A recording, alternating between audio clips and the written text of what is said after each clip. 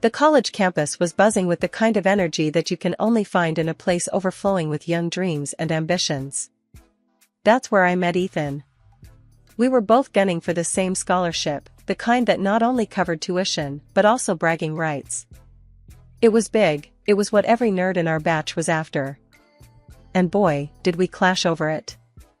Seriously, Ethan? You think you can outdo me on the thesis? Dream on. I'd scoff at him across the library, my eyes barely lifting from my laptop. He'd just grin, that annoyingly confident smirk that drove me nuts. Ava, I'll see you at the finish line. Better bring your A game. We were both stubborn as hell, each convinced we were the rightful winner of that grant. Our debates got so heated, sometimes I thought we'd end up setting the lecture halls on fire with our arguments. Your argument on the economic theories is so half-baked, I could serve it for breakfast, Ethan once told me during a mock debate. The class had erupted in laughter, and I could feel my cheeks burning, not just from embarrassment but from the raging fire to prove him wrong. Oh, please, your so-called innovative perspective is just recycled trash. Heard it all before, Ethan, I shot back, not missing a beat. It wasn't just about the scholarship, it was a battle of wits, pride, and, unbeknownst to us at the time, a budding attraction that neither of us wanted to admit. Our rivalry was the talk of the campus. We were always at each other's throats, challenging one another to do better, be smarter. But as the final decision on the grant neared, something shifted between us. Maybe it was the late-night study sessions that ended in shared coffee breaks, or the way we'd inadvertently learn more about each other's lives beyond the books. You know, for a smartass, you're not that bad, I found myself saying one night as we left the library together, the campus quiet around us. Ethan chuckled, shoving his hands in his pockets. Look who's talking. I've seen you help the freshmen with their assignments. Not the heartless competitor everyone thinks. It was strange, this new dynamic. Our banter softened, tinged with a reluctant respect that slowly melted into something warmer. When the day of the scholarship announcement came, we sat next to each other, an unspoken truce between us. May the best man, or woman, win, Ethan whispered, his hand brushing mine. I remember the rush of emotions when they called my name. But what stood out more was the genuine smile on Ethan's face. Guess you were the best man after all, he said, his laughter mingling with mine. From that day forward, our relationship took a new turn. We were still competitive, but it was different. We challenged each other to be better, supported each other's dreams. Our arguments turned into discussions, our banter into inside jokes. And somewhere along the line, we stopped being rivals and started being something more. Moving in together was the easiest decision we'd ever made. It felt like the natural next step, a testament to how far we'd come from those two hot-headed students who couldn't stand to be in the same room unless it was to argue over academic theories. Our friends were shocked. You too? Really? They'd ask, disbelief written all over their faces. Yeah, really, we'd say, exchanging looks that spoke volumes of the journey we'd been on. From rivals to roommates to, dare I say, soulmates. Living with Ethan was like being in our little bubble. But bubbles are delicate, and ours was no exception, especially when it came to dealing with his folks. Martha and John were as traditional as they come, and our choice to live together without the whole marriage shebang didn't sit well with them. Not at all. It was like a broken record every time we saw them. You're living in sin, Ava. It's not right. Martha would start, her tone laced with disappointment and a touch of scorn. She was a pro at guilt trips, making sure to sprinkle in stories of her own purity.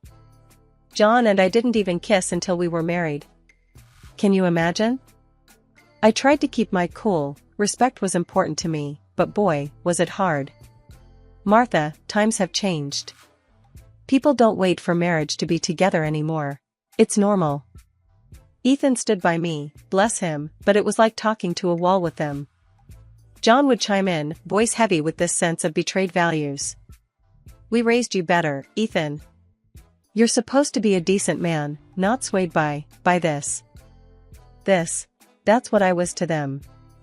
Never Ava, always this, as if I were some bad influence instead of the person their son loved. Ethan tried to bridge the gap. "Mom, Dad, I love Ava. We're happy. Can't you just be happy for us?" But nope, it was like everything he said just bounced off them. Martha, with her knack for drama, would clutch at her pearls, literally. "Happy? How can we be happy when you're living in sin? It's not right, Ethan. You know it's not." The worst part? Ethan was caught in the crossfire. His folks made it seem like I had him under some spell. "You've changed, son. This isn't you," John would say, shaking his head like Ethan was some puppet gone rogue. And me? I was trying not to lose it. I respected their beliefs, sure, but the constant judgment was a drag. I told Ethan as much. I get where they're coming from, but I'm not the enemy here. We're just living our lives. "I know," he'd sigh, looking like he was carrying the world on his shoulders. "It's just, they're my parents. I wish they could see how good we are together." In the end, it felt like we were stuck in this loop. Us trying to live our lives, them seeing it as some personal affront. It was exhausting, dealing with the endless lectures and the not-so-subtle digs at our life choices. But what could we do? They were his parents, and no amount of reasoning seemed to make a dent. So we kept on, living our sinful life, hoping one day they'd come around. Or at least, stop making every dinner feel like a trial where we were always found guilty. Just when I thought Martha and John's nagging couldn't get any worse, they hit us with a new plan. "You both need guidance," Martha announced one evening, her tone more determined than ever. "We've arranged for you to meet with Father Mike. He'll set you straight." Ethan and I exchanged a look. The kind that said, "Are you kidding me?" without needing words. "Mom, really? We don't need a priest to tell us how to live our lives," Ethan tried to reason, his patience wearing thin. But Martha was on a mission, and when Martha got going, there was no stopping her. "It's not up for discussion, Ethan. You're going, and that's final. It's for your own good." So there we were, a few days later, sitting uncomfortably in Father Mike's office, a cozy little room filled with religious books and those cliché inspirational posters. Father Mike was a kind-looking man, but the situation was just absurd. "Now, I understand there's some concern about your living arrangements?" Father Mike began, peering over his glasses at us. I bit my tongue, really wanting to say something snarky, but managed to keep it civil. "We're fine, really. It's just that Ethan's parents are a bit traditional." Father Mike nodded, as if this wasn't the first time he'd been dragged into a family squabble. "Marriage is a sacred union, but so is love and respect for one another. Are you two committed to each other?" Ethan took my hand, giving it a reassuring squeeze. "Yes, we are. Completely." The priest smiled, then turned to some of his books, probably looking for some wise quote to throw at us. But before he could get into it, Ethan cut in. "Look, Father, we appreciate what you're trying to do, but we're happy. Isn't that what matters?" Father Mike looked at us, then, after a long pause, he closed his book. "You're right. Happiness and commitment are what truly matter. Maybe it's not me who needs to guide you, but perhaps I can help your parents understand your choices." That meeting didn't magically fix everything, but it was a start. Or so we thought. Martha and John thanked Father Mike for his time, but seemed to ignore the whole "happiness and commitment are what truly matter" part. Instead, they focused on the sacred union bit. "See? Even Father Mike agrees. You two need to get married," Martha insisted, completely missing the point. Ethan and I just looked at each other, the reality of the situation sinking in. No matter what we did, it seemed like his parents would never be satisfied. It was like banging our heads against a brick wall. "Let's just get married and get it over with," I muttered to Ethan on our way home, half joking, but also half desperate for some peace. Ethan sighed, the weight of the world on his shoulders. "I'll do anything if it means they'll finally leave us alone." Little did we know, that decision to give in would open a whole new can of worms. But at that moment, all we wanted was a break from the constant pressure. If a wedding was what it took, then so be it. The wedding was something straight out of a fairy tale, or so I thought. I pulled out all the stops to make sure it was an event that would make Martha and John happy, given their traditional views. The church was decked out in flowers, the music was solemn yet uplifting, and I was dressed in a gown that was the very definition of elegance. Even Martha, who could rival a statue when it came to showing emotions, shed a few tears during the ceremony.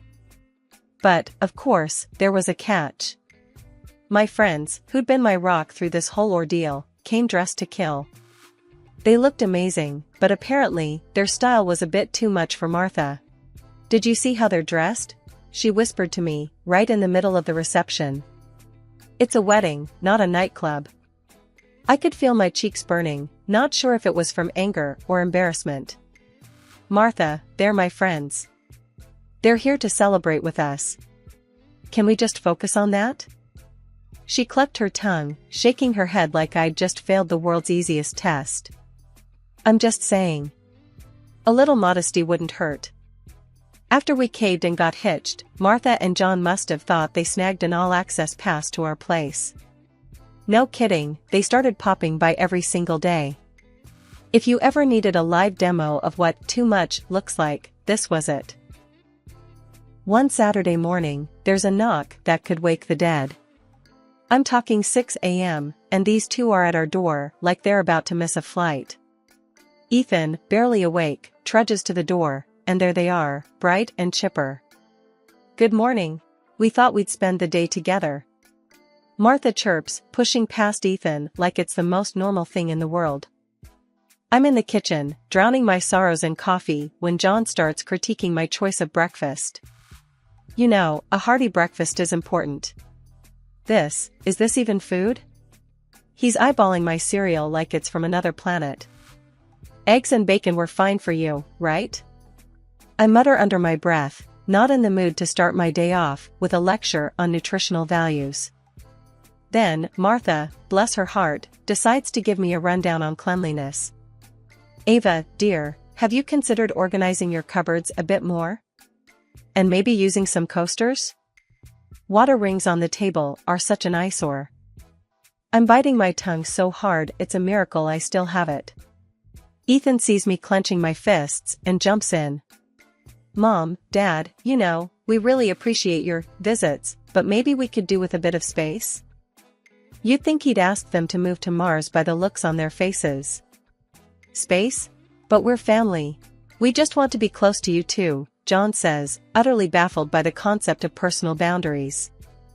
Martha's on the verge of tears now, playing the guilt card like a pro. "Do you not want us here? After everything we've done for you?"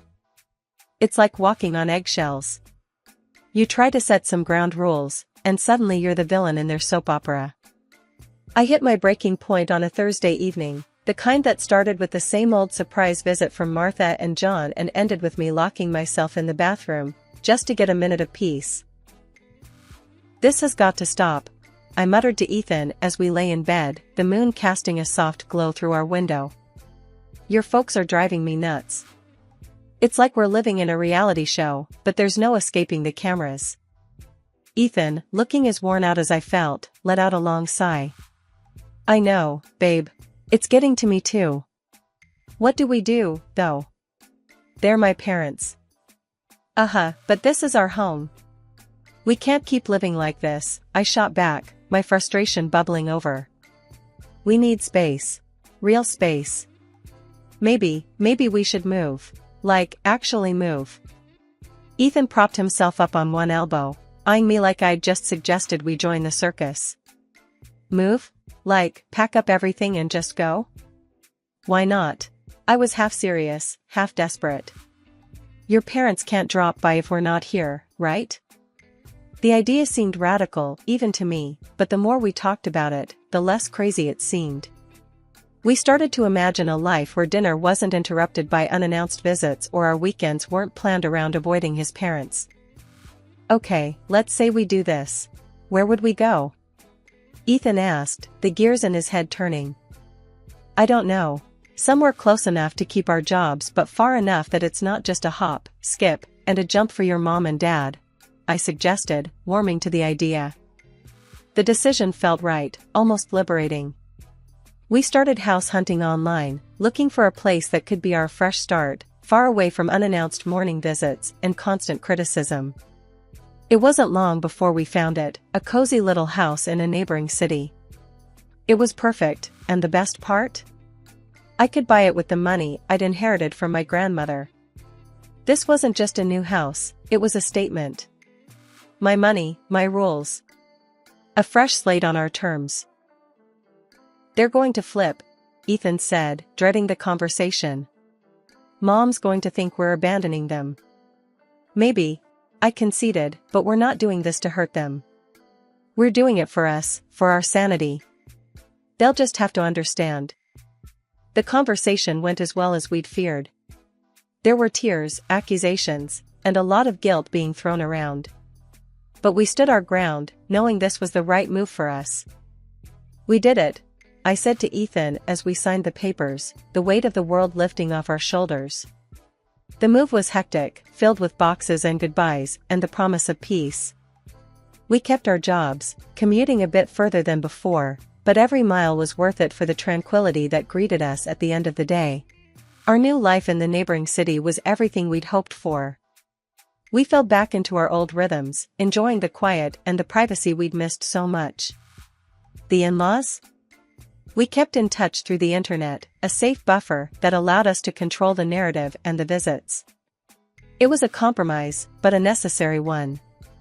Our calls were polite, the conversations brief and infrequent, but it was enough to keep the peace.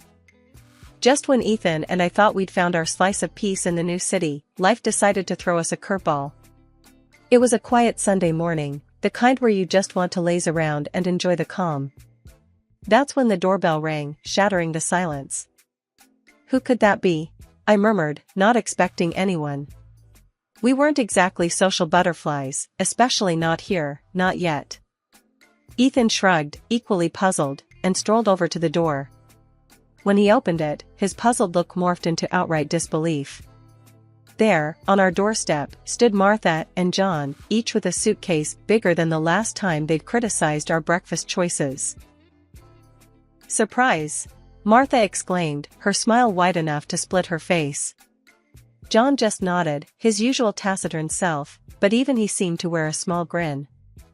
How did you? Why? Ethan's eloquence was gone, replaced by staccato confusion. We've decided to move in. Martha declared as if announcing they'd won the lottery. It's time we all lived together, as a family should. My mind raced. This had to be a joke, a very bad one. Move in? With us? I echoed, hoping I'd misunderstood. Yes, dear. We sold our house. We're here to stay, Martha said, pushing past Ethan, making herself at home as if she hadn't just dropped a bombshell on our doorstep. Ethan and I exchanged a look of sheer panic. You can't just decide to move in with us, I managed to say, finally finding his voice. Martha and John weren't just shocked at our refusal, they were outraged. You can't possibly expect us to leave. We're family, and this house, it's as much our son's as it is yours, Martha asserted, her voice a mix of indignation and disbelief. John, usually more reserved, joined in with a surprising fierceness. Exactly. Ethan's our son, and you're living here, thanks to him. You're just a freeloader, making decisions that aren't yours to make. I could barely contain my laughter, not because it was funny, but because of the sheer audacity. Ethan's face was a picture of shock, turning to me with wide eyes as if to say, "Are they serious?" Hold on a minute, I said, still chuckling as I went to retrieve a folder from our home office. I flipped it open to a very important document, the deed to the house. I made sure they could see it clearly.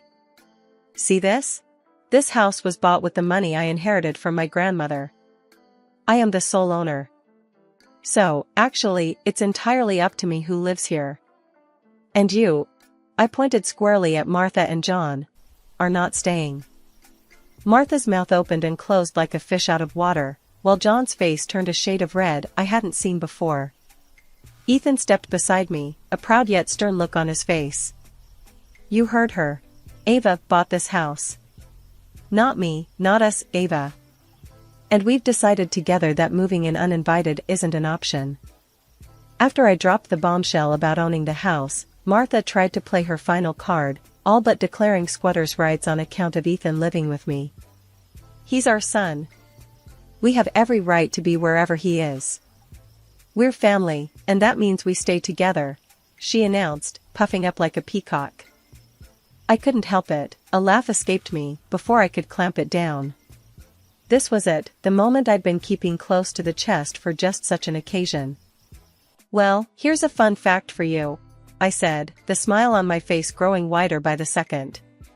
Ethan and I? We're not actually married. Not legally, anyway. The wedding was for show, to get you off our backs about living in sin. The look on Martha and John's faces? Priceless. Like they'd swallowed lemons whole. What do you mean not married? That whole ceremony. Martha's voice trailed off, her brain unable to compute. Yep, a ceremony without the paperwork. So, technically, you're not my in-laws. And this, I gestured around, is my house. Ethan's just living with me. My rules, my decision who stays and who goes. John's face went through 50 shades of red, anger, and embarrassment battling for dominance. You can't just, that's not how things are done. Ethan stepped up then, his tone steady but firm. Mom, Dad, I love Ava. And I'm tired, so tired, of the way you've treated us, her especially. We did what we had to live our lives on our terms. It's time you went home. Martha, not one to go down without a fight, turned her frustration into a weapon. Ethan, you listen here. You're going to leave this woman and come with us. She's tricked you, manipulated you. But Ethan was unmovable, a rock in the storm. No, Mom. I'm staying. With Ava. I love her, even if we're not married by your standards. It's my life, our life, and it's time you respected that. The standoff in our living room was tense, a silent battle of wills. But in the end, Martha and John had no choice but to leave, their departure a mix of rage and disbelief. As the door closed behind them, the silence that settled was profound, a mix of relief and the sobering realization of the bridge we'd just burned. Ethan and I looked at each other, a single thought between us, no matter what, we were in this together. After Martha and John huffed out of our place, tails between their legs, word got around through the grapevine that their big move was all a bluff. They never sold their house, it was just a ploy to muscle in on us, thinking they could pull one over and make themselves comfy at our expense. Can you believe that? The nerve of some people. But hey, here we are, still in our own little slice of heaven, shaking our heads at the whole mess. Can you imagine if they actually had sold their house? I said to Ethan one evening, the two of us sprawled out on the couch, enjoying the peace and quiet. Ethan chuckled, a deep, hearty sound that filled the room. That would have been a disaster. Good thing they're too attached to their precious home to actually go through with it. We got to talking about the future, just the two of us, figuring out where we go from here. So, what do you think about making it official, after you, if we're lucky enough to have a kid? Ethan asked, a bit hesitantly. I thought about it, turning the idea over in my mind. I guess. Might make things simpler, paperwork-wise. But I don't need a piece of paper to tell me I'm yours. Yes, I feel the same. It's just us, Ava. Always has been, always will be. Screw anyone who thinks they can dictate how we live our lives, Ethan said, his voice firm with conviction. It was settled then. We'd cross that bridge when we came to it, but for now, we were content. Just Ava and Ethan against the world, no legal documents needed to validate what we had. Our love was the real deal, stamps in the passports or not. And as the days turned into weeks, and the weeks into months, that feeling of us against the world only grew stronger. We were a team, and nothing, not even sneaky in-laws with their bizarre schemes, could tear us apart. As for Martha and John, well, they kept their distance. Maybe they learned their lesson, maybe not. But one thing was for sure, Ethan and I were untouchable, living our lives on our own terms, in our own time. The future looked bright from where we were sitting, a blank canvas ready to be filled with love, laughter, and maybe, just maybe, the pitter-patter of tiny feet. But until then, we were just fine, enjoying the peace, thankful for every quiet moment we had together in our little sanctuary.